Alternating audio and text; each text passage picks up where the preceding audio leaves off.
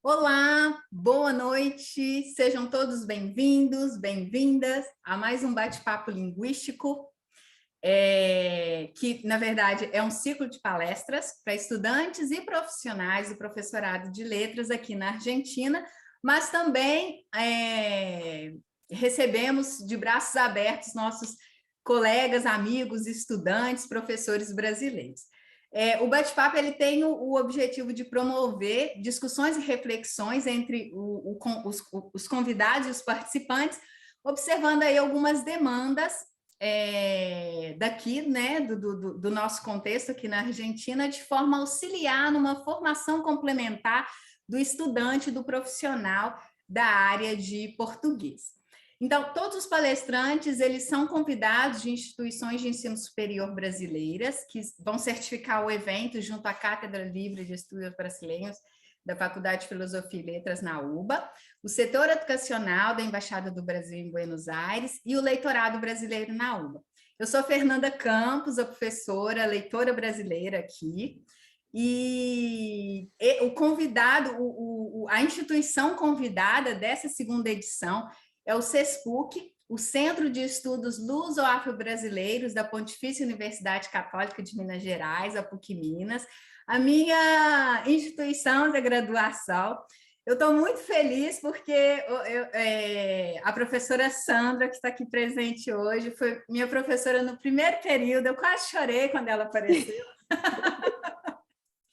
Estou assim, encantada. Fiquei conhecendo a professora Josiane enquanto organizávamos, e estou muito feliz com a participação das duas, pelo tema proposto por elas.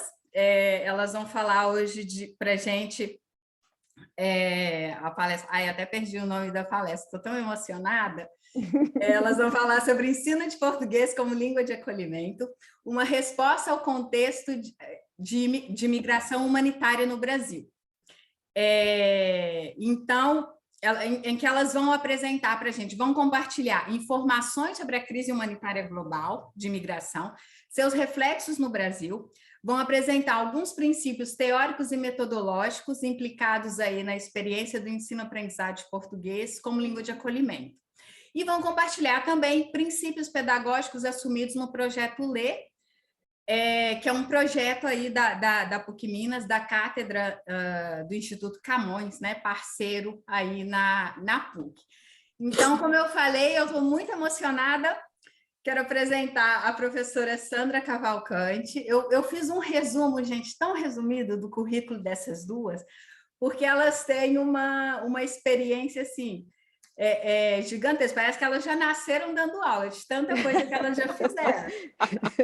Então, eu resumi bastante para a gente investir mais na apresentação e no bate-papo e falar rapidamente sobre o currículo, né?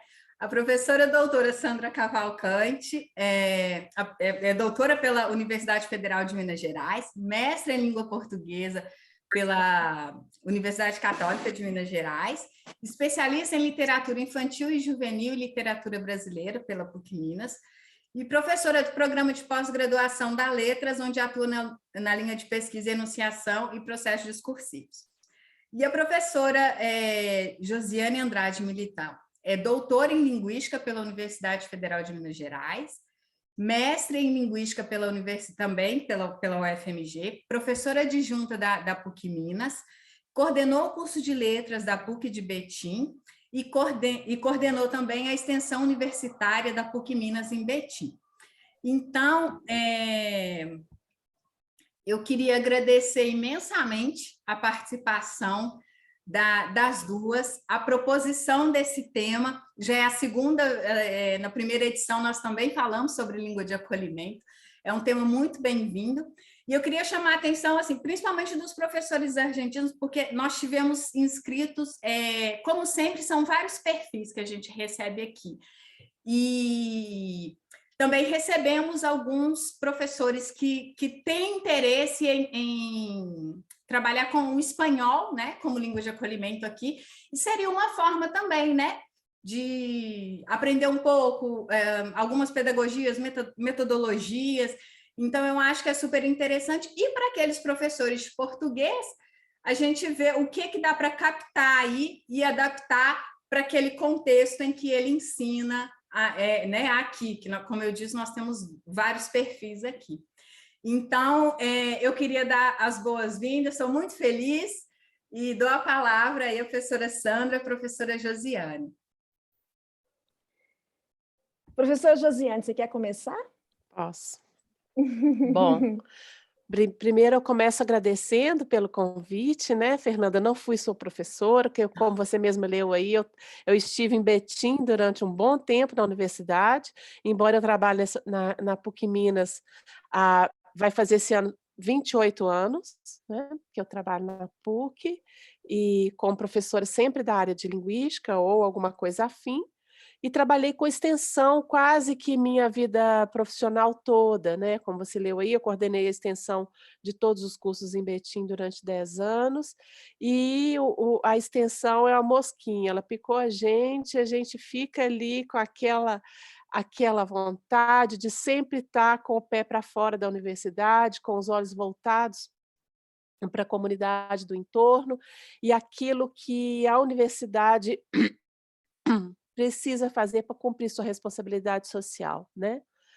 Bom, então eu acho que a Fernanda já me apresentou bem, obrigada Fernanda pelo convite, eu agradeço também à Universidade de Buenos Aires por ter me convidado, é sempre um prazer falar do nosso projeto, falar da das nossas ações, das coisas que temos feito, e a gente costuma dizer: "Olha, esse é um modo de fazer, né, existem vários modos de fazer, o que nós vamos apresentar aqui é a forma como nós trabalhamos".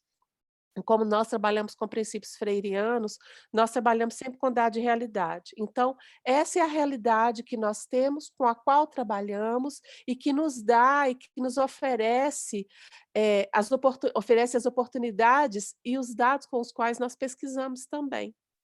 Porque o nosso trabalho é um trabalho que envolve ensino, pesquisa e extensão. Vocês vão perceber aí, no decorrer dessa apresentação. Fernanda, você disse que as perguntas são ao final, assim? Isso, Josi, enquanto você... Posso falar, Fernandinha? Fernanda disse que sim. Enquanto você se organiza, toma um pouquinho de água, uma coisa super importante, eu sei que Josi falaria, mas é só para ela, porque Josi está precisando de cuidados em relação à água por conta da tosse, tá, gente? Tem uma coisa super importante dizer, reiterar isso que Josi falou, que a professora Josiane disse, esse é um modo de fazer, é um modo de fazer que nasce daquilo que nós chamamos de experiência do mundo da vida, do lugar que ocupamos, né, numa realidade particular em Belo Horizonte, mas agora, a partir da pandemia, no Brasil, em função na verdade, do desafio e também das alegrias de podermos atuar no território nacional a partir do período da pandemia, mas nós queremos agradecer, além de agradecer a Fernanda, ao leitorado, à Universidade de Buenos Aires, iniciar a nossa apresentação, e aí eu passo para a Josi, agradecendo também aqueles que são nossos parceiros. Essa experiência está acolhida em 2 cátedras na universidade, a Cátedra Camões, do Instituto Camões, no Centro de Estudos Luso-Afro-Brasileiros. Então, todas as ações que nós vamos compartilhar hoje, as reflexões, elas são lidas, são avaliadas criticamente no âmbito da Cátedra do Instituto Camões e também no âmbito da Cátedra Sérgio Vieira de Mello, do Alto Comissariado das Nações Unidas para Refugiados no Brasil. E esse é um projeto que nasce, Josi vai falar daqui a pouquinho, muito juntinho de uma instituição que nos é muito cara, que é o Serviço Jesuíta Migrantes e Refugiados, é uma instituição que tem uma expertise indiscutível, e aí acho que eu posso passar a palavra de novo para você. Vai lá, minha amiga. Obrigada, Sandra. Você já falou que eu ia falar aí nesse primeiro slide, né? Da nossa participação sempre ligada às cátedras que somos afiliadas, né? A Cátedra Camões, o Instituto Camões, a Cátedra Sérgio Vieira de Mello, no interior da universidade, né? E sempre em parceria com o Serviço Jesuíta. Pode passar, Fernanda. Como a Fernanda já falou, nós vamos trabalhar nesse momento, nós vamos conversar sobre ensino de português como língua de acolhimento, trazendo uma resposta ao contexto de migração humanitária no Brasil. Fernanda, você parou de compartilhar. Hum, Sim, aí, desculpa, eu parei. sem Agora problema. é porque não quer passar ali. Ah, tá vendo? Passou? Ah, passou. Não, mas Aí, agora passou, passou, Tá desculpa. certo. Pode continuar. passou, sem problemas. Então, essa aí é a estrutura da nossa apresentação. Por que que a gente apresenta essa estrutura? Todas as vezes que a gente vai falar, eu e Sandra, nós costumamos fazer isso, sabe. Mas isso é natural em nós. Por quê? Todas as vezes que nós, vamos fazer os encontros com os migrantes, assim nós fazemos. Nós acolhemos, depois nós integramos, fazemos essa parte, da integração e nessa parte nós mostramos o que está combinado, o que que espera, né. Então o que que nos espera nessa noite? O primeiro, nós vamos falar sobre o cenário diante de nós, no mundo, no Brasil e em Minas Gerais, né, nós vamos fazendo esse zoom, assim.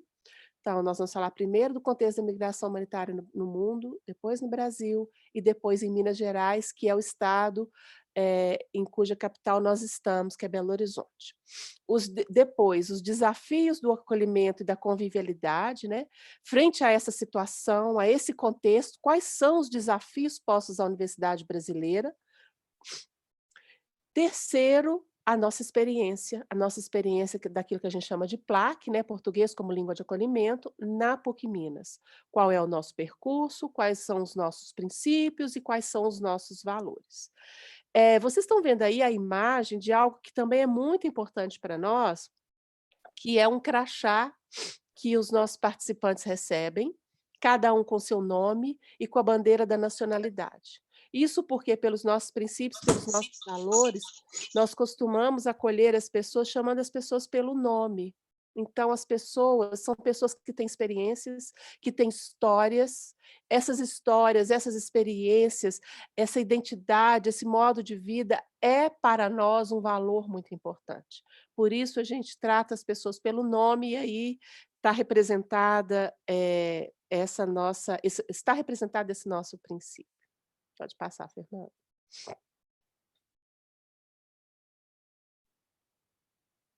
Não passou. Para mim, Aí, passou. agora passou. Acho que a minha internet deve estar lenta, viu, gente? Então, como eu disse, a primeira parte da nossa apresentação é essa. Qual é o cenário que temos diante de nós? A migração no mundo, no Brasil e em Minas. Pode passar.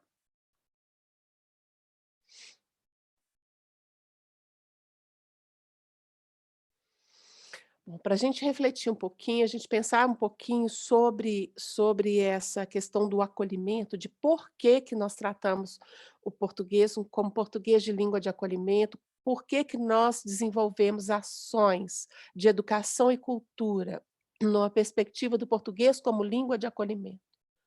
E aí nós trazemos aí uma fala do Papa Francisco na encíclica Fratelli Tutti, 2020, em que ele nos lembra que só poderá ter futuro uma cultura sociopolítica que inclua o acolhimento gratuito.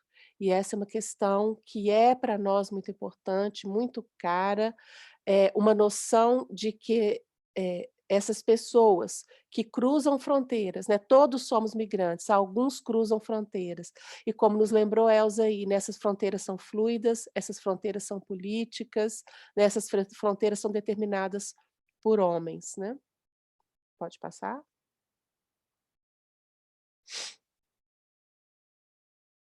Bom, então do que nós estamos falando? Quando falamos de êxodo, como linguistas que somos, nós buscamos sempre, ver a raiz, a etimologia dessas palavras, daquilo que nós estamos falando. Se nós formos ao dicionário Priberan da língua portuguesa, nós vamos encontrar o seguinte registro, a palavra êxodo, do latim êxodos, ou êxodi, no plural, né, do grego exodos, ou saída. Então, todo aquele que sai. A saída de um povo ou de uma multidão de um país ou de uma região. Uma emigração voluntária ou forçada. No caso do projeto Ler, que é o projeto que nós estamos apresentando aqui agora, que daqui a pouco a professora Sandra vai falar com mais detalhes, o que que constitui quem somos, nós trabalhamos com a migração forçada, ela não é voluntária. Então, um deslocamento que essas pessoas fizeram forçadamente, deixaram seu país sem necessariamente ter o desejo de. Deixaram por uma catástrofe, deixaram por uma perseguição política, deixaram seu país por guerra e nos chegam ao Brasil, né. Bom, como nós dissemos que nós vamos falar desse deslocamento forçado no mundo, esse dado que nós trazemos aí é um dado que nos é bastante importante, relevante e que é um alerta, né. O mundo vive, na atualidade, o deslocamento forçado de mais de 82,4 milhões de pessoas, milhões. Eu e Sandra, ontem, em conversa, na preparação dessa apresentação, nós fizemos uma comparação aí com a cidade de Buenos Aires, para que vocês tenham uma ideia, né. Buenos Aires, salvo engano, tem por volta de 12 milhões, é isso, Sandra, que nós lembramos ontem? mais ou Nós vi menos. Por mais ou volta de menos 12 milhões, por de volta de habitantes. 12 milhões de habitantes, isso. Então, vamos imaginar que são 8 Buenos Aires se deslocando forçadamente, não Pelo estamos falando de planeta. migração É, voluntária, pelo planeta, isso. Então, são 8 Buenos Aires, né, não é pouca é. gente, é muita gente, nós vamos ver que existem inclusive especificidades, né. E aí, Nós nessa fomos ao nova encontro do Acnur, né, Josi, e encontramos essa imagem aí também que perdão. pode falar. Não, é porque quando nós vimos esse dado e nós fomos buscar dados os mais atuais possíveis, desculpe eu ter interrompido, Josiane, essa imagem, se vocês abrirem o Acnur Brasil, em português, essa é uma imagem que está naquele carrossel, e me impactou demais. Eu passo desculpa, Josi, vai lá, a palavra é sua, querida, desculpa. Não, é porque esse dado de 82,4 milhões de pessoas é um dado que está posto em outros observatórios. E como o Acnur é o Alto Comissariado das Nações Unidas para o Refúgio, eles têm dados atualizadíssimos, né. Então esse dado de 100 milhões de pessoas já é o dado da Acnur, então seria aí quase 10 Buenos Aires então, né, quase 10 Buenos Aires. Pode passar, Fernanda.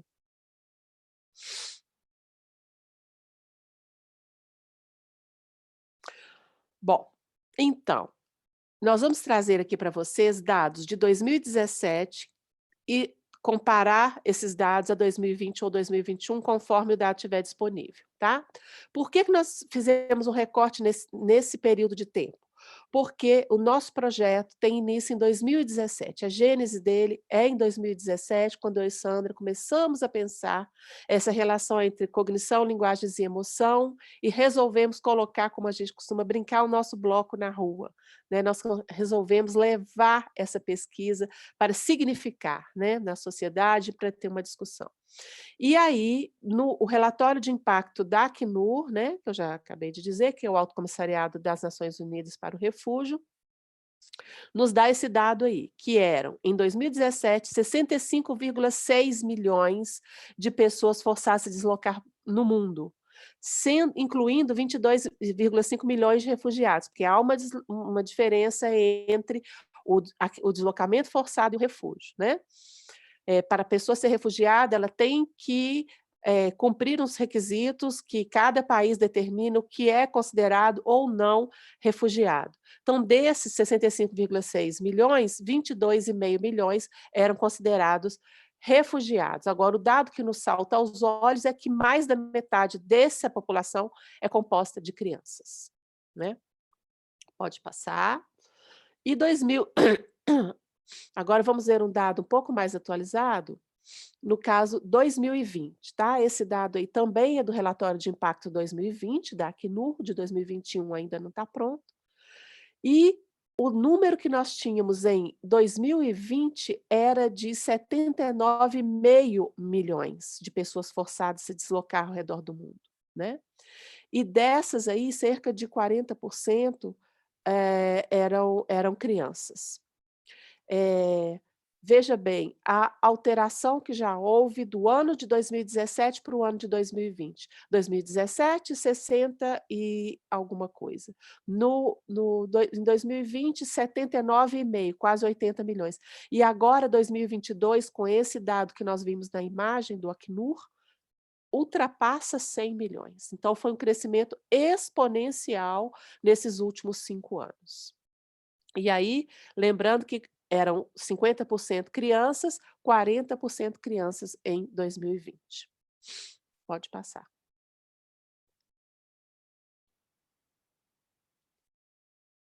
E 2021? 2021, 68% das crianças são refugiadas e acessam o sistema primário de educação. Esse número cai para 34% no sistema secundário ou no segundo grau, ou no ensino médio, como a gente costuma chamar no Brasil, né? 84,2 milhões de de pessoas refugiadas no mundo, os dados de registro, de relatório, né? Nós já vimos que são mais de 100 milhões pelos registros da Acnur antes de entrar para o relatório oficial, e metade dessas pessoas é composta de crianças. Continua, né, sendo assim, essa sistematicidade, né? Era metade, depois passou por 40%, depois continua metade. Então, aí parece claro que há uma grave crise humanitária. Essa foto que vocês estão vendo, como aí tem a placa, né, dizendo, é no limite da Venezuela com o Brasil, bem provavelmente em Roraima, né, que é a fronteira que eles estão cruzando a pé. Nesses últimos 5 anos, então de 2017 até hoje, o Brasil recebeu mais de 700 mil venezuelanos. Só em 2019 foram 182 mil. E em 2020, o fluxo de imigrantes e refugiados venezuelanos no mundo foi de 5,4 milhões de pessoas, né? Esta é a segunda crise de deslocamento mundial forçado. A primeira foi na Segunda Guerra Mundial, essa é a segunda crise, né, maior crise mundial, e na América Latina é a primeira, é um fenômeno sem precedentes. E esses dados são do NEPO, que é o Observatório das Migrações da Unicamp. Pode Josi, passar? deixa eu só fazer uma observação rapidinho. Claro. Antes de vir para cá, enquanto eu ligava a televisão, num canal de televisão aqui de rede, a cabo, a notícia era: esperava-se, no início da guerra da Ucrânia, um deslocamento forçado de 5 milhões de ucranianos, mas a estimativa hoje é de deslocamento forçado de 10 milhões de ucranianos. Uau. Então, isso significa, isso é uma estimativa, isso significa que esses dados que a professora Josiane coloca em cena, os dados nos remetem a uma realidade ainda mais aguda, ainda mais profunda, em termos de deslocamento forçado. Isso mesmo. Ou seja, os dados de 2022 devem aí mostrar um crescimento ou a continuidade desse crescimento exponencial, né? Ou agravamento, né? Vamos lá, Fernanda? Pode passar. Bom, deixa eu tirar vocês aqui daqui, pronto. Esses dados aí são os dados mais atuais. Nós encontramos os dados da migração venezuelana de janeiro de 2017 a fevereiro de 2022, isso aí também na Acnur. Os movimentos migratórios, então, o número total de entradas de venezuelanos no Brasil, 702.222 venezuelanos, né? O perfil, 53% homens, 47% mulheres. E 376 mil saíram, né? Saída pela fronteira com a Venezuela ou saída para outros países, né? Nós sabemos que 20% deles ficam em Boa Vista ou Pacaraima, 35% são, a gente chama, interiorizados, né? A gente usa essa denominação, 45% ficam ali do sudeste para cima do Brasil e 35% vão para outros países. Eles vão principalmente para São Paulo, né? No aeroporto de Guarulhos. Pode passar, Fernanda.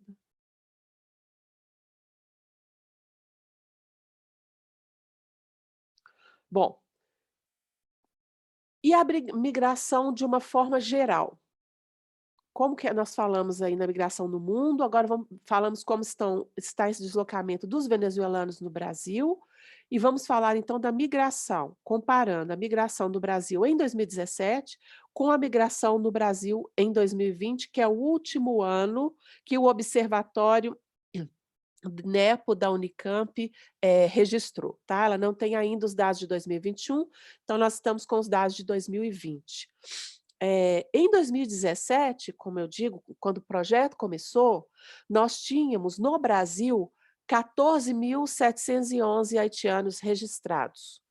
E a Venezuela ocupava o terceiro lugar com 6.894, num total de 102.721 migrantes registrados no Brasil em 2017. Então, 100 mil, guardem esse número. Vamos para 2020. Só de venezuelanos, nós temos 162.503. Olha quanto que esse número cresceu de 2020 para 2022, se agora são 700 mil, só de venezuelanos, né? O Haiti passou a ser o segundo lugar, então, com 135 mil, mas olha o total, 1.504.736 migrantes registrados, que deram entrada, né, registro no Brasil. Então, esse número multiplicou mais do que por 10, quase que por 15, né? Então, foi um crescimento, assim, enorme, enorme. E, certamente, esse dado de 2021 e 2022 vai ser ainda maior, se só os venezuelanos são 700 mil, vocês podem imaginar aí o crescimento. Ainda tem os ucranianos que estão chegando também. As ucranianas. Pode passar, Fernanda. Aqueles são dados, gente, de migração. Não significa que são considerados refugiados, tá? Os haitianos, por exemplo, eles não têm condição de refúgio garantida por lei, por determinação. Os venezuelanos, sim. Na medida em que entram, eles já são considerados refugiados. Os haitianos, não. Isso não quer dizer que não exista refugiado haitiano. Vocês vão ver pelo próprio gráfico que existe. Mas como que que isso é determinado? Caso a caso, né? Se eles provam que estão sofrendo perseguição política, por exemplo, né? Então é analisado caso a caso. Então vamos ver as solicitações de refúgio de haitianos e de venezuelanos entre 2010 e 2017. Vocês podem ver aí, vamos lá em 2017, que é o que nos interessa.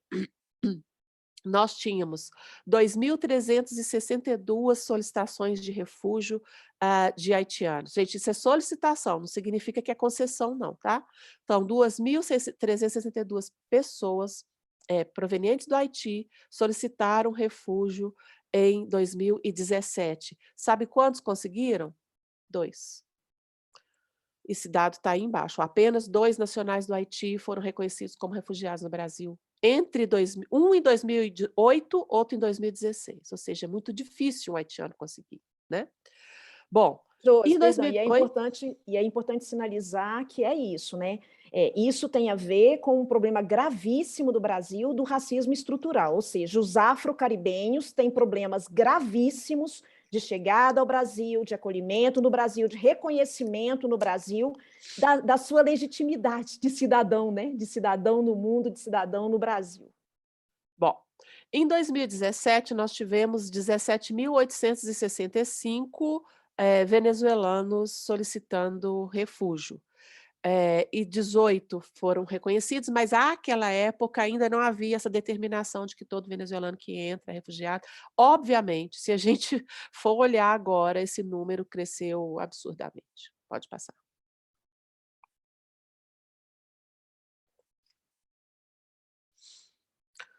Bom, então, em 2020, né?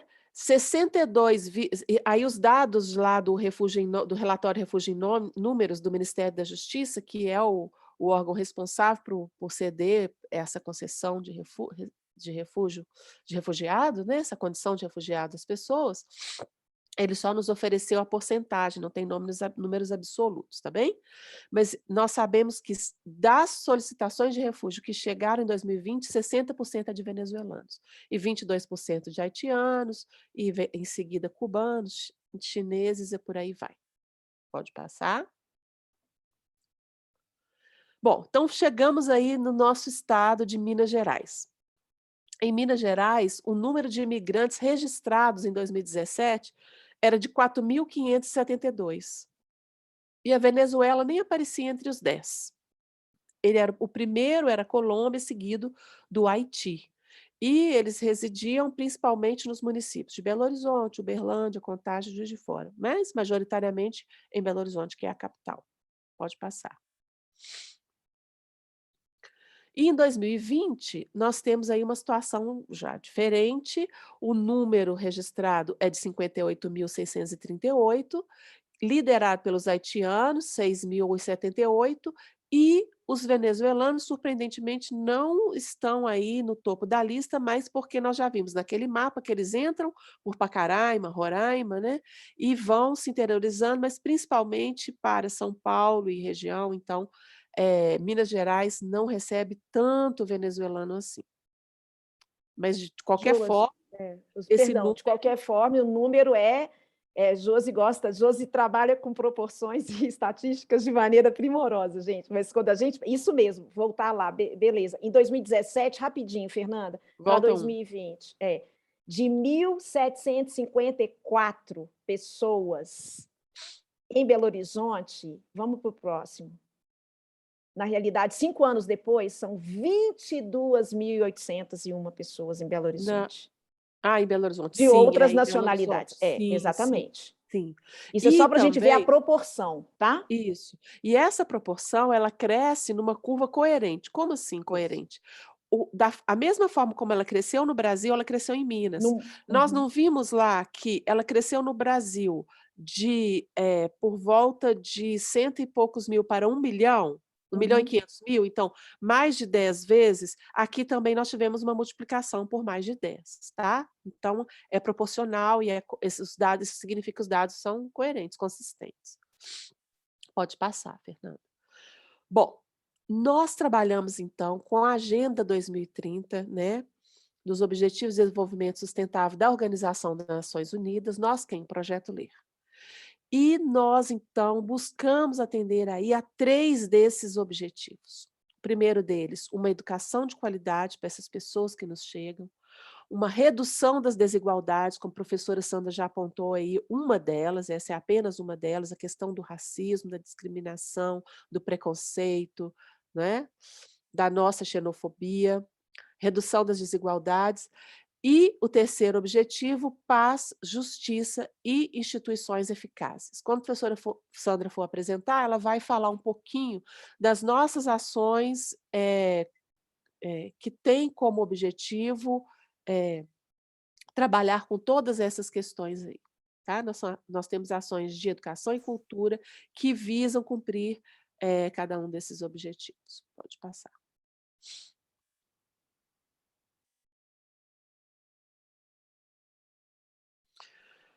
Bom, então, quais são os desafios postos por todo esse cenário que nós acabamos de ver para a sociedade brasileira? O que queremos dizer quando estamos falando de acolhimento e convivialidade? Não é integrar essas pessoas, nós estamos trabalhando com o princípio de convivialidade, porque quando a gente pensa em integração, a gente pensa em pegar algo que já está lá, pronto, posto, trazer e integrar. Nós trabalhamos com o princípio do convívio. Eu convivo com aquele com o qual eu me identifico como co-específico, aquele com o qual eu desejo compartilhar a minha atenção, aquele com o qual eu me co-construo identitariamente, né? Então, esse é o nosso princípio do convívio, da convivialidade. Pode passar, Fernanda. Quais são os desafios postos, né? Então, nós, mergulhados nesse contexto que eu apresentei para vocês, acabei de apresentar, que perguntas nós nos fazemos como seres humanos, como pesquisadores do campo dos estudos da linguagem, como eu e Sandra costumamos dizer, né?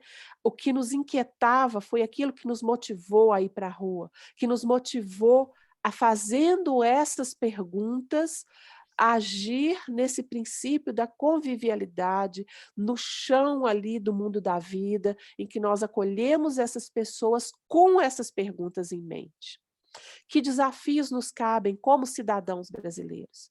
E a universidade? Que desafios cabem à universidade assumir?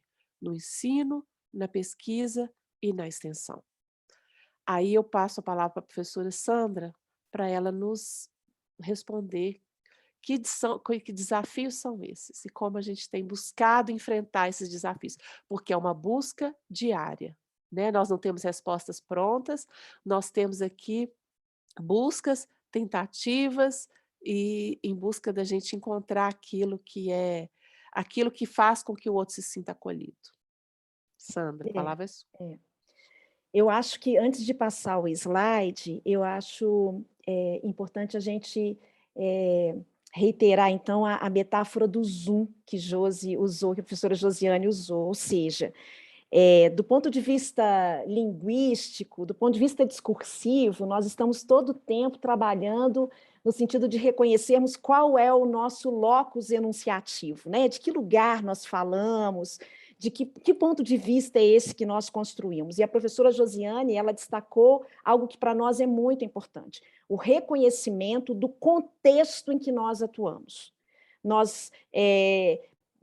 esse projeto que nós buscamos compartilhar com vocês aqui hoje, ele nasce de uma observação crítica e epistemologicamente fundamentada de um dado contexto sociohistórico, né, contemporâneo nosso, nos últimos 5 anos, a professora Josiane buscou destacar, mas é também histórico no sentido de que as migrações, esse é um fenômeno que está posto na própria história da humanidade, né? Então, nós, olhando diante desse cenário, um cenário que é prospectivo, ou seja, o fenômeno da migração forçada no mundo, no momento que nós estamos vivendo hoje, ele não tem volta, ele é definitivo. Ele é um fenômeno do século XXI que vai reconstituir a nossa ecologia cultural, a nossa ecologia linguística, o nosso modo de compreender as línguas, a nossa forma de compreender ou não a necessidade do multilinguismo nas nossas comunidades. Então, essas são questões que estão postas para o cidadão e não podem estar alheias às universidades. Vai lá, Fernandinha. Gente, eu esqueci de falar. Eu tenho que falar também da minha alegria de reencontrar essa moça, viu? Essa moça chamada Fernanda. Eu estou muito feliz de poder estar nesse momento compartilhando coisas nas quais nós acreditamos, o caminho que temos trilhado, especialmente pelo convite da Fernanda. Fernanda, bom demais reencontrar você. E dizer mais, viu, Fernanda, antes de ir adiante. Tudo isso que nós vamos compartilhar aqui, aqueles colegas na Argentina, se quiserem continuar compartilhando, conversando, trocando ideias, enfim, nós estamos absolutamente abertas e para nós vai ser uma alegria e uma honra poder continuar a conversa, porque é em rede que a gente produz conhecimento. Bem, nós fizemos um exercício em alguns momentos, nós vamos para diferentes espaços, esse é um compromisso que nós temos, né? Nós temos um compromisso com a agenda, com a defesa dos direitos humanos e da cultura da paz. E se é assim, todos os espaços que nos chamam, nós podemos estar o mais apertados possíveis, mas nós tentamos participar para que nós possamos sensibilizar para essas duas agendas, a defesa dos direitos humanos e da cultura da paz. E nós fizemos um exercício da criação de uma rede de palavras em 2 contextos diferentes. E nós estamos todo o tempo trabalhando de maneira contrastiva. Essa primeira nuvem de palavras, ela é uma nuvem que foi feita numa atividade pedagógica para discutir o contexto da migração com estudantes da área de ciências humanas aqui da PUC Minas, num evento nosso. E então os estudantes foram convidados quando nós estamos pensando em migração, qual é a primeira palavra que te ocorre? E a palavra de destaque que aparece na rede de palavras de estudantes das ciências humanas, cursos de história, geografia, pedagogia, letras, foi preconceito. Agora, quando a gente vai para a segunda rede, para a segunda nuvem de palavras, por favor, Fernanda, nós fizemos a mesma rede na nossa comunidade de aprendizagem, com aqueles que participam conosco. E aí nós perguntamos, né? Quais são, quais são as maiores dificuldades, ou como é que a gente percebe o contexto da migração?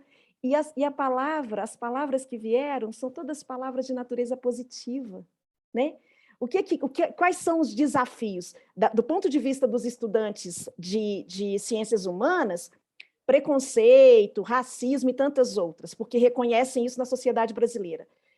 Do ponto de vista daqueles que nós acolhemos, ou aqueles, nós gostamos mais de dizer, aqueles com os quais nós aprendemos, são essas as palavras. Adaptação à nova cultura, emprego, cultura, trabalho, língua, né? Então, isso é só para a gente perceber que o tempo todo, quando estamos falando de convívio, ou de convivialidade, de acolhimento, nós estamos falando de construção de pontos de vista. E nós só construímos novos pontos de vista na relação que estabelecemos com o outro. Não é em função daquilo que nós temos nas nossas cabecinhas lá, a partir do que vemos na mídia, ou coisas que o valem. Mas, vai lá, Fernandinha. Bem, diante disso tudo, nós chegamos internamente, em discussões entre nós, como pesquisadoras, com os nossos estudantes, nós chegamos a reflexões que nos permitem hoje discutir politicamente, apresentar politicamente aquilo que nós acreditamos que sejam os compromissos para a universidade. E aí nós vamos ser sinceros, isso aqui para nós achamos que é compromisso para a universidade em qualquer lugar do mundo diante do fenômeno da migração. Então, nós precisamos promover nas universidades, mundo afora, ações interdisciplinares de ensino, pesquisa e extensão que contribuam para o processo de acolhimento e de convivialidade com migrantes e refugiados. Nós não podemos escapar dessa responsabilidade. Nós precisamos, com essas ações, impactar o processo de formação humana e profissional dos futuros professores e daqueles que atuam em outras áreas. Vocês vão ver na nossa experiência daqui a pouco. E, dessa forma, produzir conhecimento para impactar políticas públicas. Nós precisamos contribuir politicamente para as discussões que estão sendo feitas mundo afora, no sentido de acolher de maneira séria, de maneira organizada, de repensar e acolher esse fenômeno da forma que ele exige. Como é que a gente faz isso? Participando de fóruns governamentais e não governamentais, promovendo ações de defesa dos direitos humanos concretas no nosso cotidiano e apoiando, assessorando essas ações em coletivos, enfim, na nossa vida cotidiana, diária. Fernandinha? Por que para nós o português como língua de acolhimento, Fernanda, eu estou preocupada com o tempo, mas daqui a pouco, na hora de apresentar o projeto, vai ser mais rapidinho, tá? Beleza? Estou vendo que você está começando a ficar inquieta também aí. Não, desculpa. É porque eu estou tentando passar slide, atender o chat, tá. fazer anotação. Se tiver também, meninos, vocês que estão aqui, olha, se tiver cansativo ou qualquer coisa, Fernanda, você pode interromper, tá? Se você achar, dizer quanto tempo nós temos. Sandra, mais tanto tempo, tá? Não, está super tranquilo. Tá. Eu acredito que 10 minutos, para dar tempo da gente conversar, mas até 10 tá minutos está ótimo. Tá bem. Eu vou me organizar aqui, então, tá bom? Bem, quando nós pensamos entre as ações que esse contexto exige, está certamente a aprendizagem da nova língua. E quando nós pensamos no processo de aprendizagem dessa nova língua, nós temos que pensar, nós acreditamos na necessidade de pensarmos para que essa aprendizagem, né? Quais são os reais desafios que esse processo de interação social exige para esses que são recém-chegados à nossa sociedade. Então, essas aqui são algumas das respostas com as quais nós nos deparamos no campo. Eu estou vendo aqui a Bárbara tem uma fortíssima experiência nesse campo. Então, quando aqueles que nos chegam à sociedade brasileira, chegam necessitando efetivamente de quê para usar imediatamente a língua, né? E com nível de proficiência? Acesso a serviços de assistência e proteção social e aos serviços especializados, e diante dessa necessidade de acesso, que muitas vezes eles encontram falta de conhecimento de servidores públicos, daqueles que são os direitos dessas pessoas. Desafio, desconhecimento da lei de imigração. Muitos deles chegam ao próprio Brasil sem nem saber que lei os ampara, ou que leis os amparam, né? Então, isso é outra coisa super importante para si mesmos e também para a vida social, aqueles que atendem e não conhecem as leis. Outro desafio, a pouca empatia para o tempo necessário à interação com aquele que chega com conhecimento da língua que não é de proficiência ainda. Então, esses são aspectos que impactam, que estão, de alguma forma, postos naqueles que buscam a aprendizagem da nova língua. E o que é mais grave, o contexto em que se encontra, em que nós nos deparamos com atitudes que nos confrontam ou que confrontam a vida dessas pessoas com direitos humanos, ou seja, aqueles que não só não acolhem, mas assumem atitudes como machismo, xenofobia, racismo e outras atitudes que nós sabemos que estão na contramão da vida, tá? Diante desse cenário, um objetivo para nós no ensino da nova língua, então nós não estamos ensinando português para um turista, nós não estamos ensinando português para alguém que chega ao Brasil voluntariamente para passar um tempo estudando na universidade. Nós temos inúmeros estrangeiros na universidade que estão aqui fazendo uma parte do seu curso superior, né? Então, o nosso objetivo é um objetivo que assumimos juntos no projeto que conduzimos, é experienciar o valor incondicional de uma convivência intercultural pacífica. Todas as nossas ações estão voltadas para o cumprimento desse objetivo. Então, tudo isso que nós dissemos é elemento constitutivo do material didático que vamos produzir, das interações que vamos estabelecer, das ações que vamos desenvolver. Tá? Fernandinha? E não fazemos isso sozinhos. Aí, Bárbara, o Cio da Terra está aqui. Não fazemos isso sozinhos. Fazemos isso em rede, como estão fazendo agora. Aqui em Belo Horizonte, fazemos isso com a Bárbara e as meninas, a gente fala as meninas porque é um coletivo de mulheres Cio da Terra, de mulheres migrantes, com colegas de outras instituições, o Cefet, a UFMG, e no Brasil afora, com colegas de outras instituições que vêm assumindo a mesma responsabilidade e enfrentando os mesmos desafios. Então, isso aqui é um pouco de nós aqui no Brasil e muitos outros. Essas reticências são para dizer que somos uma rede muito maior. A Fernanda falou, no semestre passado veio alguém de Cefet, né, para poder apresentar. Vamos lá.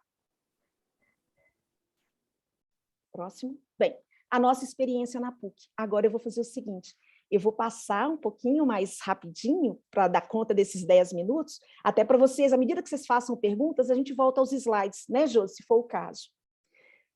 Vamos lá, então, daquilo que nós fazemos na universidade. Vai lá, Fernandinha, por favor. Então, como é que a PUC Minas efetivamente trabalha nesse campo?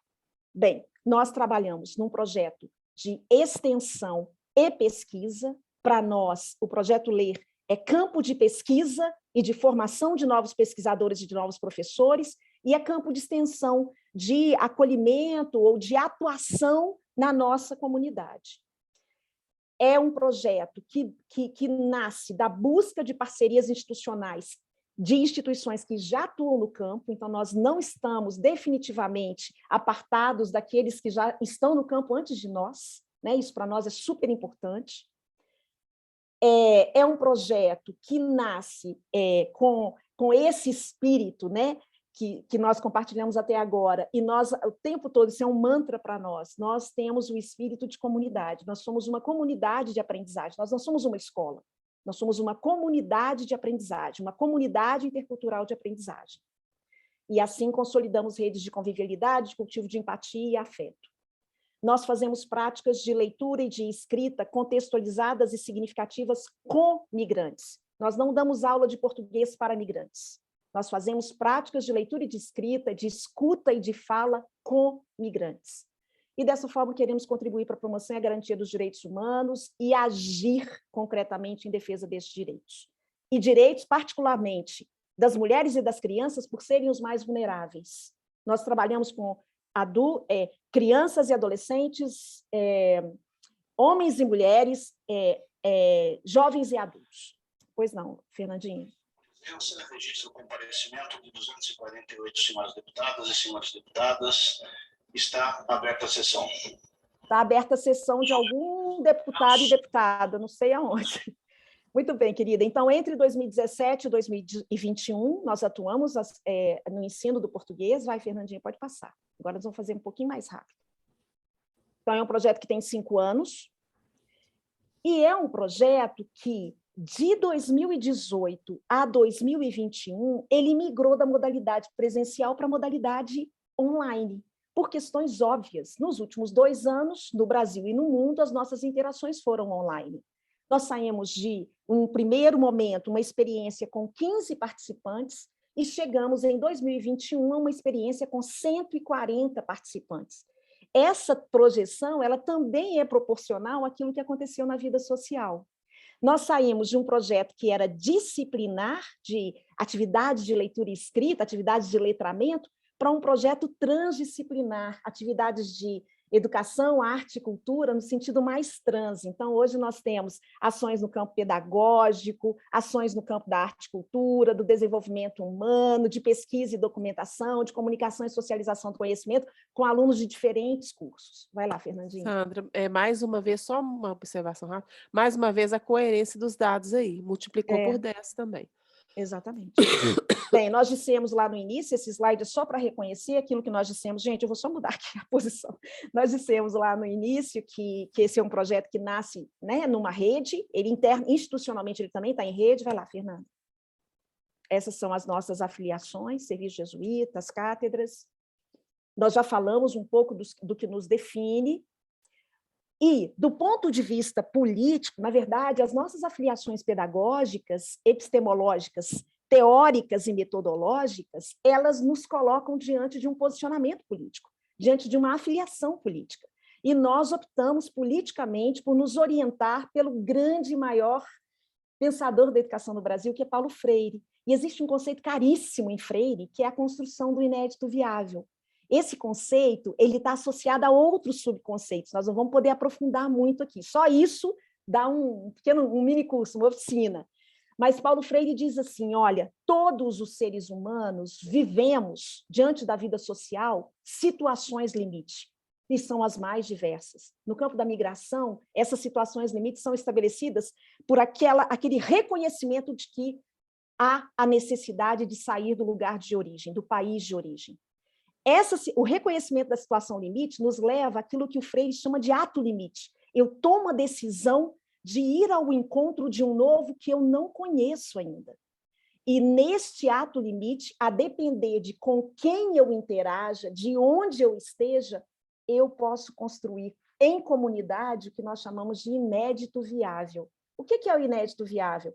São professores e estudantes, por exemplo, neste momento em Belo Horizonte, que nunca deram aula de português para ucranianos, se dedicarem a estudar materiais que ensinam português para ucranianos e buscar saídas a partir daquilo que nos é possível. Então, nós não ficamos repetindo o que está no livro didático, nós estamos aqui construindo juntos novas possibilidades. Esse é o nosso compromisso político. Fernandinha. E o nosso compromisso político o nosso compromisso maior, todo o tempo, é com o direito à palavra. Isso aqui é um excerto do Freire. Eu não sei se a gente teria tempo para ler, mas eu acho que seria tão importante. O Freire... Pode, Fernanda? Então tá, isso aqui para nós é muito importante. Está num livro do Freire, que não está aqui, infelizmente, mas é a Pedagogia do Oprimido, no capítulo 4, que trata da dialogicidade na educação. O Freire diz assim, não é no silêncio que os homens se fazem, mas na palavra, no trabalho, na ação-reflexão. Se dizer a palavra verdadeira, que é trabalho, que é praxis, e a palavra verdadeira também é um conceito do Freire muito específico, tá, gente? Merece observação. Mas nós não vamos discutir aqui. Vamos lá. A palavra verdadeira é aquela que a gente constrói com o outro, dialogicamente. Se dizer a palavra verdadeira, que é trabalho, que é praxis, é transformar o mundo. Perdão. Se dizer a palavra verdadeira, que é trabalho, que é praxis, é transformar o mundo. Dizer não é privilégio de alguns homens, mas é direito de todos os homens. Ninguém pode dizer a palavra verdadeira sozinho, ou dizê-la por outros, num ato de prescrição, com o qual rouba a palavra aos demais. Por isso, na educação e numa prática como essa que a gente está propondo, o diálogo é uma exigência existencial. Ele precisa orientar as nossas escolhas pedagógicas, metodológicas, as nossas ações, o nosso modo de ensinar. Vai lá, Fernandinha.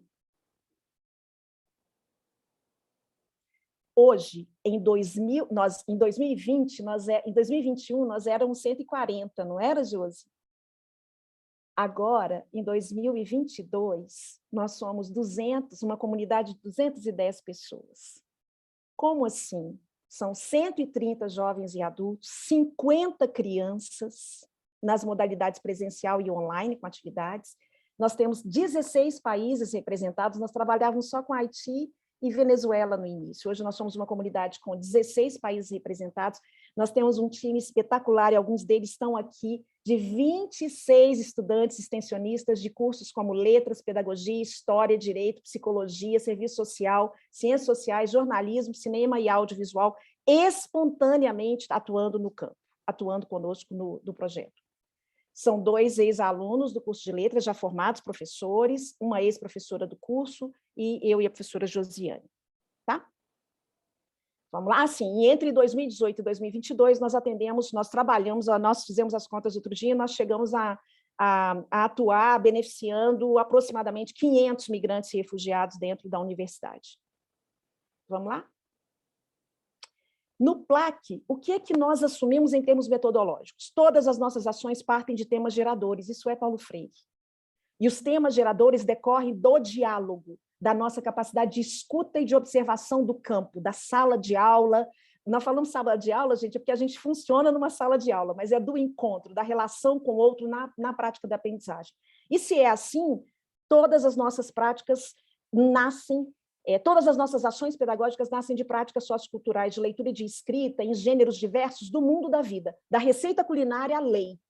Vai depender daquilo que a gente está, efetivamente, aquilo que é tema gerador para nós. Trabalhamos no sentido de assumimos o papel de agentes de letramentos, de multiletramentos e letramentos críticos, né? E os nossos conhecimentos gramaticais decorrem dessas opções.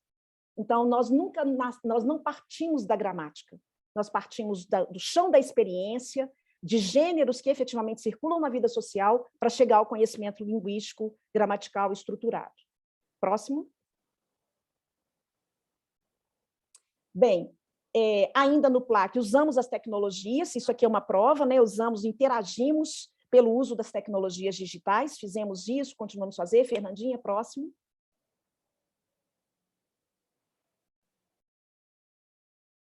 Foi? Não mudou para mim, não. Isso.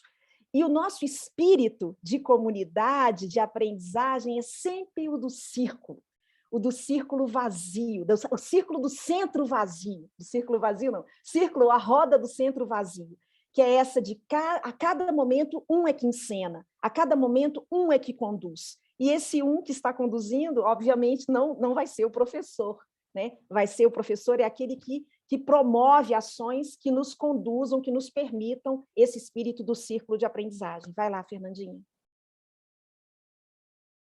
Isso acontece também com as crianças. Então, as nossas crianças, na modalidade online, na modalidade presencial, elas vivem a mesma experiência, os mesmos princípios. Vamos lá?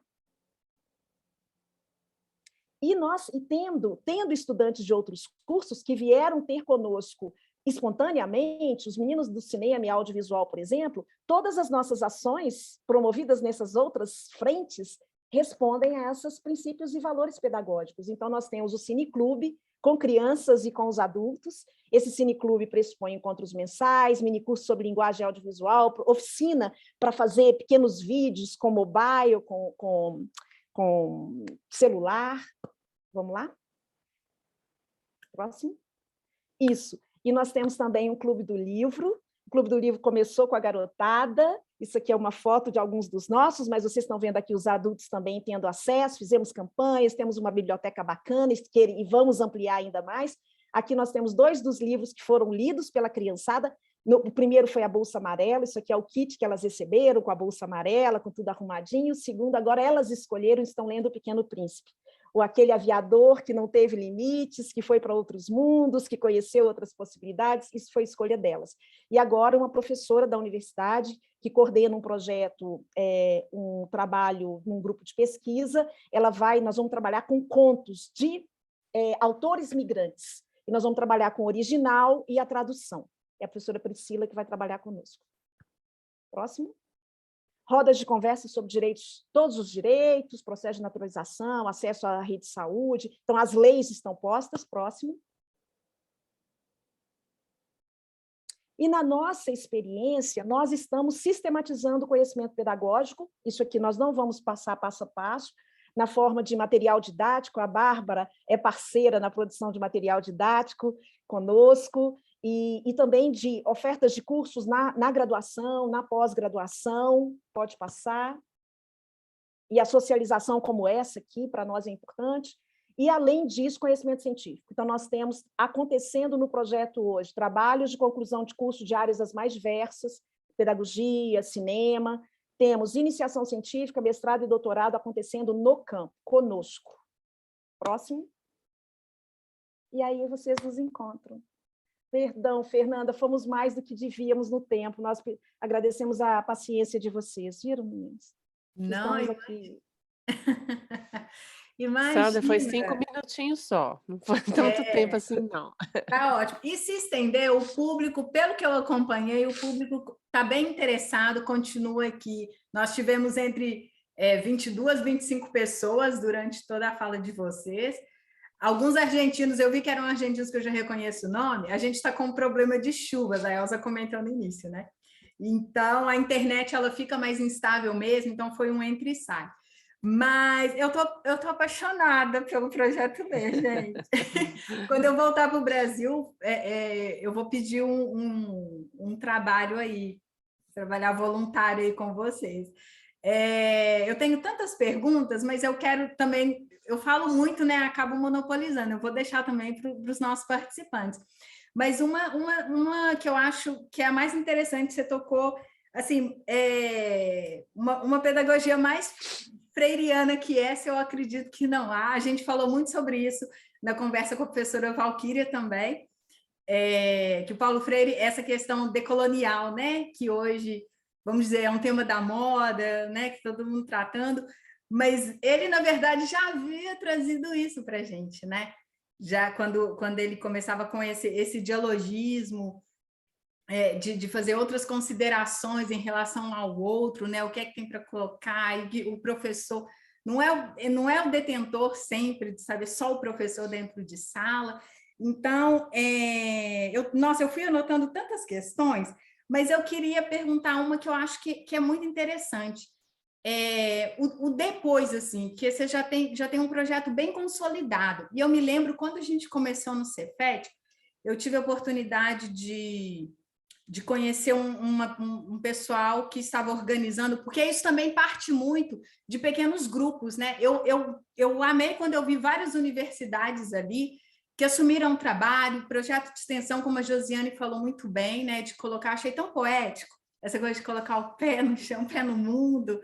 Então, e eu fico muito feliz da universidade assumir, mas a gente sabe que são vários grupos, tanto é que foi o Zamin que começou em Belo Horizonte, depois, né, que as universidades foram se atentando e começaram a assumir esse papel também.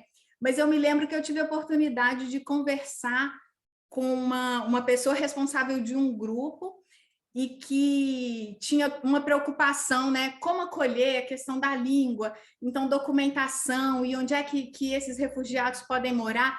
E a gente na universidade, aquele pensamento bem acadêmico, bem de professor, pensando assim, nossa, vamos inserir essas pessoas na sociedade, vamos fazer com que elas consigam fazer uma graduação, vamos pensar assim, como é que a gente pode... Depois, porque a gente recebia muito, que eu acredito que seja o caso também de vocês, então tínhamos muitos médicos, engenheiros, professores, e que quando vão buscar refúgio em outro país, acabam tendo subempregos. Subemprego, né? Isso. Exato. Então, a gente, como é que insere novamente esse profissional, né? Depois que ele aprender a língua, que ele tiver inserido completamente na cultura, como é que isso acontecia? Então, a gente tinha essa preocupação, era uma questão que a gente sempre colocava. Aí eu queria saber, você já tem algum resultado disso? Já chegaram a pensar em algo depois?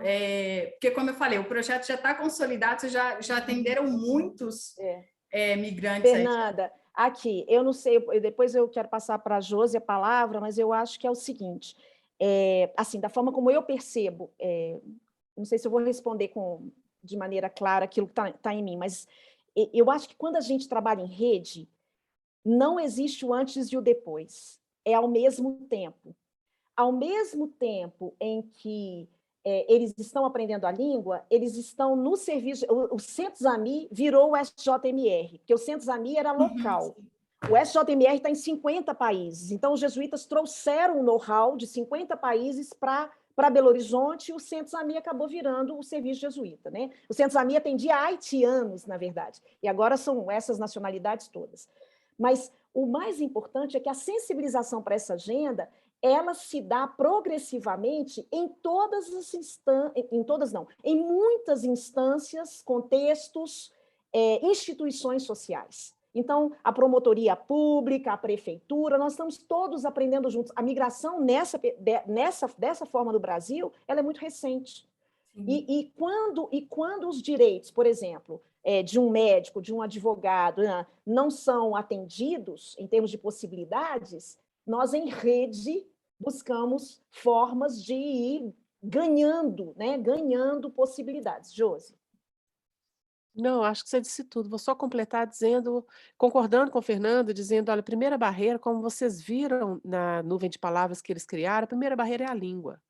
Então, eles entram para o projeto, como disse Sandra, nós estamos ali em rede, enquanto eles estão ali se integrando, convivendo conosco e desenvolvendo habilidades linguísticas, nessa perspectiva de rede é que nós vamos, como atores sociais que somos, construindo essas ligações para que cada um possa ir ter condição e ter acesso àquilo que verdadeiramente é o seu objetivo, é o seu propósito, é o seu sonho, porque às vezes ele era médico no país dele, mas o sonho dele aqui é ser outra coisa, e isso tudo bem ser outra coisa, né? Se ele quiser ser outra coisa. Mas se esse é o objetivo dele, se ele quer, nessas parcerias que construímos e que Sandra apresentou lá, nós temos lá outros parceiros que estão junto conosco, né? Nós não fazemos nada sozinhas, que nos dão essas possibilidades de oferecer acesso a essas pessoas ao cumprimento, à realização daquilo que é sonho para ele, independentemente de ser na mesma profissão que exerciam no país de origem ou de mudar de profissão, né? Nós temos agora, Fernanda, bem rapidinho, assim, nós temos ex-participantes do projeto, né, que chegaram adolescentes, e 3, 4 anos depois, então estão cursando hoje biomedicina, estão cursando os cursos dos seus sonhos, cursando, enfim, Josi, que outros cursos? Ciências sociais, Ciências sociais, psicologia. Acho E que eram o Jamesli meninos. está no direito, né? Não sei. Então é isso. E além também, sabe, Sandra falou rapidinho sobre o projeto, nós temos uma frente que é a Frente de Desenvolvimento Humano, que lida diretamente com essas questões. Então, são estudantes do direito, estudantes da psicologia, estudantes da assistência, do curso de assistência social, serviço social, desculpa, e que atuam nessa frente e que buscam, por exemplo, dialogar com instituições parceiras que querem, inclusive, acolher esses migrantes. Nós tivemos empresas que queiram acolher esses migrantes. Nós, por exemplo, nós fomos procurados pelo Verde Mar, pela Belgo, mais recentemente pela Carbel, né? Que com o desejo de acolher, de receber esses migrantes para trabalhar nas suas empresas. Então, tem essa frente aí que atua, e também, né, Sandra, discutindo políticas públicas para isso, né? A questão da integração na universidade, que é muito importante, da validação de diplomas, do reconhecimento da naturalização deles e por aí vai. Sim, o que eu achei mais interessante do trabalho aí é porque, por exemplo, o Cefet é uma instituição federal, né? Então, humanas, só tem o departamento lá o Deutec, né? E aí o departamento de filosofia e sociologia, mas o interessante é saber que vocês, por exemplo, que os cursos estão integrados, né? E aí o direito, né, trabalhando, auxiliando de uma forma também, os alunos do curso de serviço social auxiliando de outra forma, assim, um trabalho em rede mais amplo. Eu achei bem interessante também, bem bacana, porque a gente tinha as aulas de idiomas e aí existia contribuição nesse sentido, sempre um convidado que ia para dar uma palestra, alguma coisa assim, mas era um pouco mais complicado. Mas, assim, eu gostei muito de ter mais informações sobre o projeto. Eu queria muito depois trocar uma ideia com vocês sobre o Clubinho do Livro. Uhum. E eu queria fazer uma outra pergunta também, só antes de passar para o pessoal. Gente, desculpa, se alguém quiser perguntar, coloca aqui. Mas qual que é? Agora eu perdi. Não, vou passar aqui depois se eu aí você lembrar. volta, se for o caso, Fernanda. Então, aqui, ó, tem vários elogios né, sobre a fala de vocês desde o início. Agora, a Patrícia colocou aqui, após 5 anos de experiência, os maiores desafios que o projeto está enfrentando. Pergunta para vocês duas. Josi, posso falar e você fala depois? Vou falar você. Patrícia, essa pergunta é uma pergunta boa, porque ela não é fácil de ser respondida. Eu vou dizer para você, eu e Josi, a gente brinca assim, esse é um projeto, usando uma metáfora, em que nós precisamos estar todo o tempo com portas e janelas abertas. Nossas portas e janelas precisam estar abertas. E nós trabalhamos numa instituição de ensino superior que tem um tempo, que tem um conjunto de regras a serem cumpridas, e aí nós precisamos fazer todo o tempo um esforço muito grande para manter, não que a universidade não, senão esse projeto nem existiria, né? A universidade tem as suas portas e janelas, mas as urgências do mundo da vida nem sempre são respondidas da forma como nós acreditamos, com a mesma celeridade. Então, o que nós temos hoje, internamente, como é que a gente resolve esse desafio? Nós estamos buscando fortalecer as nossas parcerias. Então, nós estamos, Josi e eu costumamos dizer, quase que numa oração cotidiana. A transparência nos protege. A transparência, a publicização do que fazemos nos protege. Porque na hora que a gente chega e bate numa porta, o projeto lê? Então pode. Aí a gente vai abrindo portas, porque quanto mais a gente trabalhar voltando para a gente mesmo, menos possibilidade a gente tem de realizar as ações que são necessárias. Josi. Não, Sandra, você disse tudo, é isso mesmo, é na construção dessa rede aí, né, que a gente vai enfrentando esses desafios, que não são poucos, a Sandra respondeu bem, a gente não sabe elencar qual que é o maior desafio. Sandra apontou isso aí, é muito difícil essa sua pergunta mesmo, né? Os desafios são muitos, e nessa perspectiva da roda do centro vazio, cada hora um desafio entra na roda.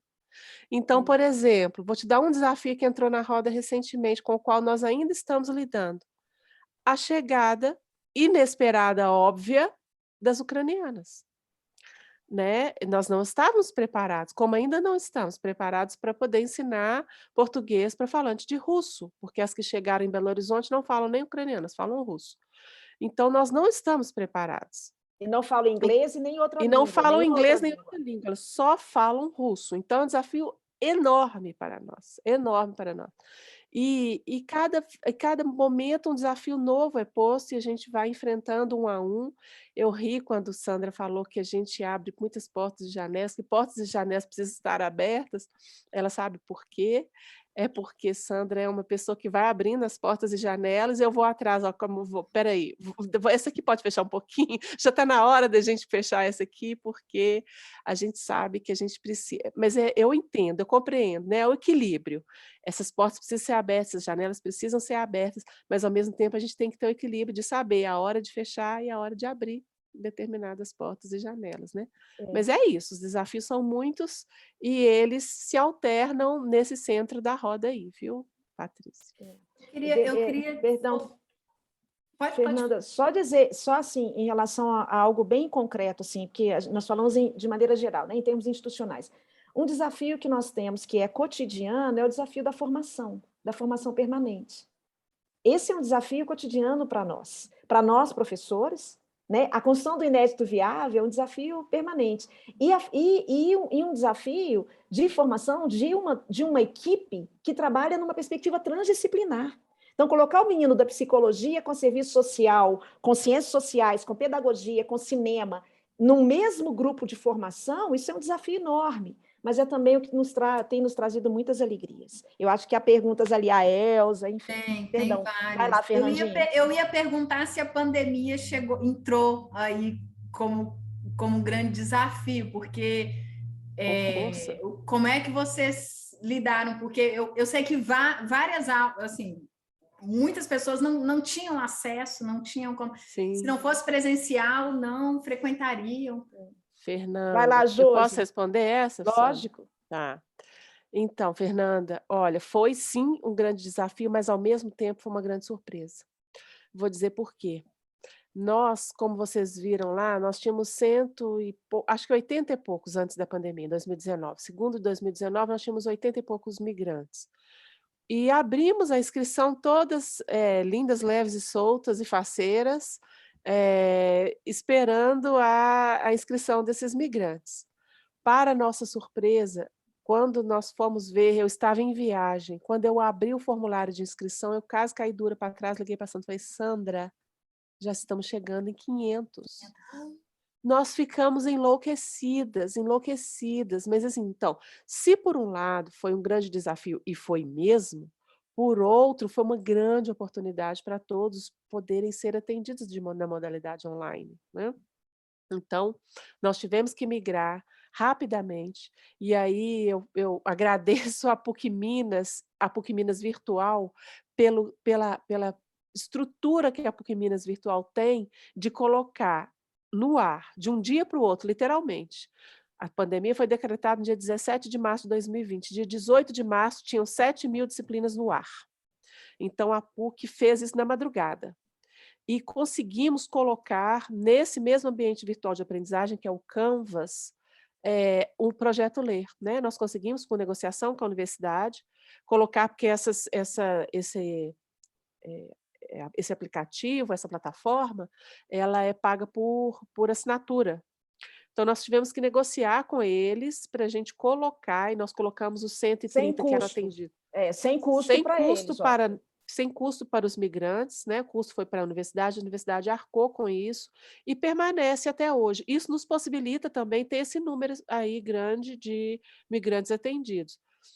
Nós ainda mantemos o presencial é importante para nós, né? Como é que a gente fala de acolhimento sem o aconchego, sem o cara a cara, então, claro, o presencial é sim importante para nós mantivemos o presencial aos sábados, mas aqueles que não podem participar do presencial, por estarem longe, ou por outro motivo, às vezes não tem grana para ir, né? Não tem grana para o ônibus para ir, então eles são atendidos virtualmente.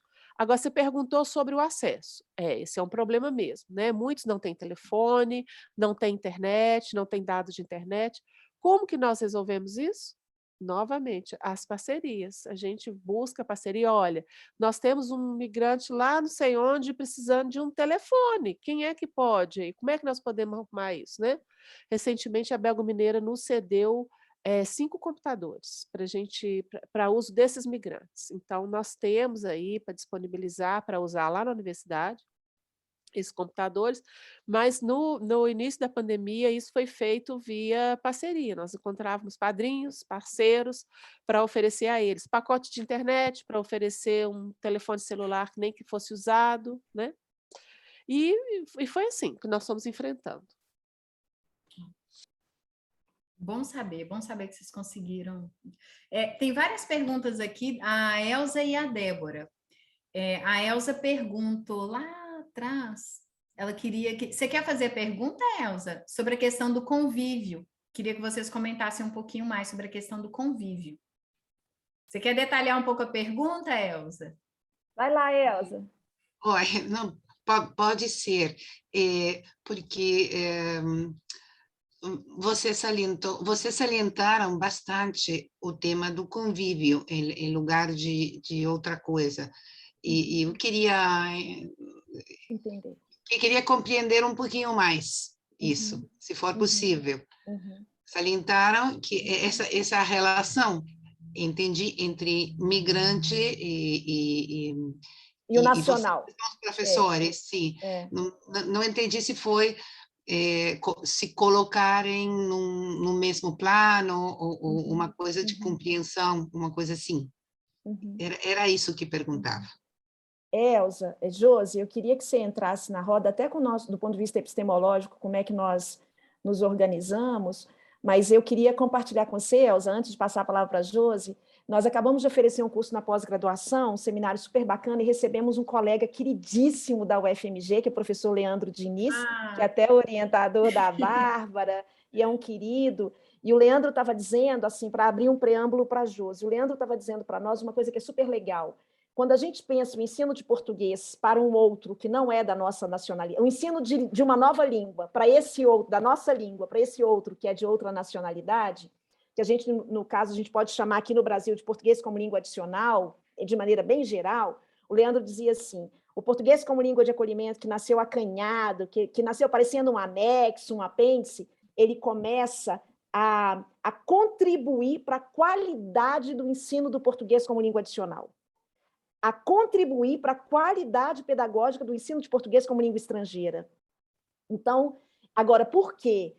A convivialidade, ela é um valor que não é só do senso comum, ela tem todo um conjunto de concepções epistemológicas, teóricas e metodológicas que a sustentam. Vai lá, Josi, que é nossa mestra, para poder rapidinho, porque nós acabamos de dar uma aula sobre isso outro dia. Vai lá, Josi. O princípio da convivialidade, nós partimos do princípio daquilo que nos une. O que nos une não é o princípio da competição, é o princípio da cooperação. Isso é Maturana, né? Então, se nós cooperamos, nós operamos com o outro. E nós acreditamos verdadeiramente que é nessa cooperação, nesse coordenar ações com outros, é que nós nos constituímos, co-constituímos identitariamente. Então, se nós estamos trabalhando com eles, esse princípio de que eles estão num novo país, eles foram recebidos e acolhidos em um novo país, e há a necessidade imediata deles se reorganizar, se auto-eco-organizar novamente em todas as dimensões, física, mental, espiritual, isso se dá não por um outro princípio, senão daquele princípio do amor, que é o amor que Maturana coloca lá, a biologia do amor, que é o princípio da empatia e o princípio da identificação do outro como um co-específico seu. Como então, um legítimo outro. Um legítimo outro na sua convivência. Então, se eu considero o outro como legítimo na minha convivência, ele não é um adendo que vai se integrar. Não. Ele é alguém com quem, ao conviver, eu me co-construo e ele também se co-constrói, conosco, né? Então, é a partir desse princípio que nós consideramos que a convivialidade, e a tua palavra, a integração, e não a integração, né? Eu acho que era essa palavra que você queria dizer, é o que nos une, né? É esse princípio da coordenação de ações com o outro, identificando o outro como legítimo na nossa convivência. Né? O que me faz matar o outro não é o ódio. O que me faz matar o outro, o oposto de amor, não é ódio, é indiferença. Né? Então, é nesse princípio... É desconhecimento, né, Josi? De silenciamento, invisibilização. Por isso, o direito à palavra é um valor maior para nós, né? Porque o silenciamento do outro, o apagamento do outro se dá pelo silenciamento. Gente, isso é muito lindo. O professor Leandro é nosso xodó aqui, ele foi nosso primeiro convidado da primeira edição, e essa semana nós dois conversamos sobre vocês duas, inclusive. A gente teve a oportunidade de conversar e ele falou, e inclusive do material. Ele tem o Leandro é um fofo, gente. Ele tem um livro super importante no Brasil, aqueles de vocês, eu vi que a Débora falou que trabalha... assim, às vezes a gente pode ver, vendo material produzido em outra língua, pode nos inspirar. O Leandro tem um material maravilhoso. Opa. Sim, inclusive, eu acredito que a professora Denise que falou isso. Vamos juntos. Aqui, de manhã já falei com ele. Você pode... Ô, Fernanda, você consegue silenciar. Só você que consegue. Só eu, né? Aí, foi, pronto, silenciou. O Vamos Juntos, a professora Denise chegou a falar, ele está linkado no bate-papo dela, mas qualquer coisa eu posso linkar aqui também. A Danielle, cadê? Ela comentou agora que ela tem... Agora eu estou reconhecendo, a gente segue o perfil dela. Não, desculpa, Danielle não, a Débora. Débora. Que é parte de um projeto de extensão universitária na Universidade Nacional de Rosário, e ela até colocou o perfil aqui, que eles trabalham pela inclusão das comunidades migrantes em diversas áreas. Então, quem Acabei puder... de seguir aqui, viu, Débora? Acabei de seguir, depois eu vou lá leitorado conhecer. segue. A Débora sempre compartilha nossas atividades. Obrigada, viu, Débora? Aproveitando aí para agradecer. E quem puder seguir, gente, realmente eles têm um trabalho muito legal do que dá tempo de acompanhar. Eu não sei se eu perdi alguma pergunta, gente. Eu acho que dá tempo para... Na verdade, não dá tempo, a gente já passou do horário. Mas está tão gostoso. Eu não sei se alguém quer fazer mais alguma pergunta, algum comentário. Eu queria fazer uma sugestão, assim, enquanto o povo vai, quem quiser fazer comentário, nós vamos adorar. Mas vamos fazer uma coisa para deixar registrada aqui, vamos colocar o nome da cidade de onde nós estamos nesse momento, rapidinho, aqui no chat, só para a gente ter um mapa, não dá para fazer nuvem de palavras, mas só para ter um mapa. Contagem, BH, Miguelzinho está aqui, BH. Josi, você não é BH, você não é na BH, você é Nova Lima. Nova Lima. Ah, beleza. Já Buenos Aires, ei, Fernandinha está de Buenos Aires. Neuquén, que bacana. Teófilo Otoni, Neilane. Ei, Neilane, que bom que você está aqui. Vitor, de BH. Thay, de Rio Grande, que tem trabalho lá também. M, Julien, Concepción. Ah, Elza está no Uruguai. É Argentina, Ah, entendi, Entre Rios, perdão, Elza, desculpa a minha ignorância geográfica, Elza, perdão, viu? Desculpe. Misiones também. Misiones, isso. O bate-papo, eu acho que a gente acabou atingindo, como vocês falaram, quando a Josiane falou de outros públicos, né, de mais migrantes que foram atendidos, o bate-papo ele surgiu durante a pandemia, e era para a gente trabalhar aqui na nossa comunidade educativa fechadinha aqui em Buenos Aires, na capital. E aí a gente acabou atingindo vários professorados de várias cidades argentinas. Em alguns encontros tivemos também professores do Paraguai, do Uruguai. Então, aí a decisão de continuar com a virtualidade para continuar atendendo esse público. Então, que é bem diverso. Aí, tem de Rosário também, a Débora. A Débora. Então, assim, eu fiquei muito feliz com a participação de todos os argentinos, apesar do nosso feriado hoje, de terem participado, de todos os belo-horizontinos, né, de todos os brasileiros, na verdade, porque tem gente de Contagem também. A Mari falou BH, né, Mari? Mas a Mari é meio BH, porque ela é Curitiba, não é? É meio BH, tá chegando, né, Mari? Isso. Então, assim, já terminando, infelizmente, nós vamos aceitar o convite, Sandra, de continuar essa troca. Eu vou subir depois junto no vídeo de vocês para o canal. Então, vou colocar a apresentação, tudo que vocês citaram, o site. Eu pedi para as meninas do Cio da Terra fazerem propaganda aqui. Eu quero linkar, eu sou a pessoa dos hiperlinks, assim. Eu quero linkar tudo, porque quem for assistir já vai saber que está ali, que vai poder conferir depois. E para a gente continuar, né, por e-mail ou rede social, porque eu acho muito importante essa troca. E eu acho que fazer esse tipo de projeto, a pesquisa circular, esse é o nosso grande objetivo. Então, eu queria muito agradecer o encontro de hoje. Deu para matar um pouquinho a saudade da minha época de PUC. Infelizmente, não existia o PLAC na minha época, que eu teria adorado participar. E agradecer a vocês duas, foi uma fala necessária, coerente, poética, Eu estou muito feliz, estou muito orgulhosa. A cada encontro eu fico mais orgulhosa desse projeto, mas ele só tem esse sucesso todo graças aos nossos convidados e aos nossos participantes. Então, eu queria agradecer assim, de coração mesmo a vocês duas.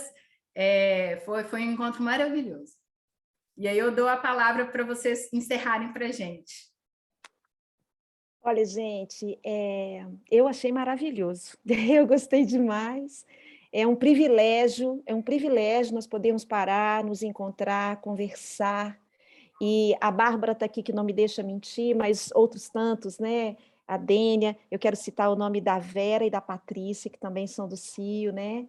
Do CIO da Terra, esse coletivo que tanto nos orgulha, né? Tanto nos ensina. Eu quero dizer o seguinte, que aquela história, né? Nós podemos ir mais, pode ser que nós consigamos ir mais rápido sozinhos, mas nós certamente iremos mais longe juntos. Então, quanto mais próximos nós tivermos, mais trocas tivermos, a Fernanda tem nossos contatos, nós estamos absolutamente abertos à conversa, qualquer que seja a conversa. Nós estamos na roda, é isso que a gente quer dizer, né, Josi? Vai lá. Sim, eu só quero agradecer a todos, foi muito, muito bom estar aqui com vocês, compartilhar esse momento, conversar, né? Se deixássemos, nós ficaríamos aqui muito mais tempo, né? E tô aceitando o convite para ir a Buenos Aires, tá bem? Gente, essa menina é viajandeira, viu? Ela vai, viu? Amo viajar, amo viajar. A Rosário, a Entre Rios, a todos Isso. esses lugares aqui citados, tá? Eu teria prazer de ir, mas meu sonho é comprar um motorhome e ir de motorhome para esses lugares. É verdade. Então, muito obrigada, gente. Foi uma delícia estar aqui com vocês, viu? Convidando, a gente vem.